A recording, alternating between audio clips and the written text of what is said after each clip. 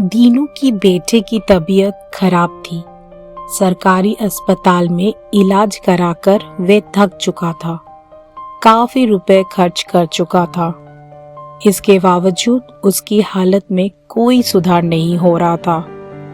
काफी जांच के बाद पता चला कि उसके बेटे का एकमात्र इलाज ऑपरेशन है।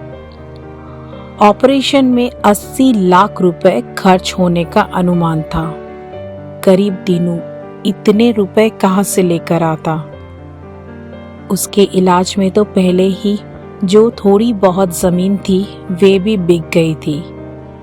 घर भी गिरवी रख दिया था। वे सरकारी अस्पताल के डॉक्टरों से आरजू मिन्नतें करने लगा, लेकिन सरकारी अस्पताल के डॉक्टर ने उसे समझाते हुए कहा, दीनू, मैं सब समझता हूँ, मैं विवश हूँ, मैं कुछ नहीं कर सकता। तुम शहर के किसी बड़े अस्पताल में जाओ, वही इसका इलाज संभव है। मैं कुछ नहीं कर सकता। दीनू रुपयों का जुगाड़ में लग गया, लेकिन गरीब फटेहाल को रुपया कौन देता? वे थक हार कर बैठ गया। अनंत घर भी बेच दिया। मजबूरी का लाभ उठाया घर खरीदने वाले ने। इधर उसके बेटे की तबीयत और अधिक खराब हो गई। वे बचे कुचे पैसे को लेकर शहर के बड़े अस्पताल में गया। फीस के नाम पर ही मोटी रकम वसूल ली। डॉक्टर ने देखते ही कहा, इसकी हालत बहुत खराब है, जल्द ऑपरेशन करना होगा, अन्यथा इसको बचाना मुश्किल हो जाएगा। शीघ्र रुपयों की व्यवस्था करो। ये सुनते ही दीनू और उसकी पत्नी सन्न रह गए।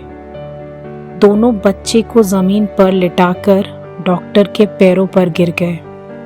आंसू बहाते हुए कहने लगे, डॉक्टर साहब, इसके इलाज में पहले ही घर द्वार बिक गए। गरीब को कौन कर्जा देगा? मेरे बच्चे को बचा लीजिए बाबूजी। मेरे पास तो अब फूटी कौड़ी भी नहीं है। अब आप ही सहारा है। इस असहाय गरीब के बच्चे को नया जीवन दे दीजिए। मुझसे अब रुपयों का इंतजाम नहीं हो पाएगा। ये सुनते ही डॉक्टर भड़क गया और बोला, ये बिना पैसे का इलाज संभव नहीं है। यहाँ खैरत नहीं बंटता है। तुम जैसे लोगों के लिए सरकारी अस्पताल खुला है। बच्चे को उठाओ और यहाँ से दफा हो जाओ। दीनू और उसकी पत्नी बच्चे को उठाकर बाहर जाने लगे। दीनू बच्चे को एकटक निहार रहा था और बच्चे ने सदा के लिए अपनी आंखें मूंद ली। उसकी पत्नी दहाड़ मारकर रोने लगी। दीनू पत्थर की बूंद बना सोच रहा था, क्या मानवता मर गई? क्या धरती के भगवान इतने निर्दयी होते हैं? इंसान की जिंदगी की कीमत रुपयों से आंकी जाती है या फिर गरीब के बच्चे को जीने का हक नहीं? वे अपने आप को कोसते हुए ईश्वर से कह रहा था, कैसा है तेरा ये संसार भगवान?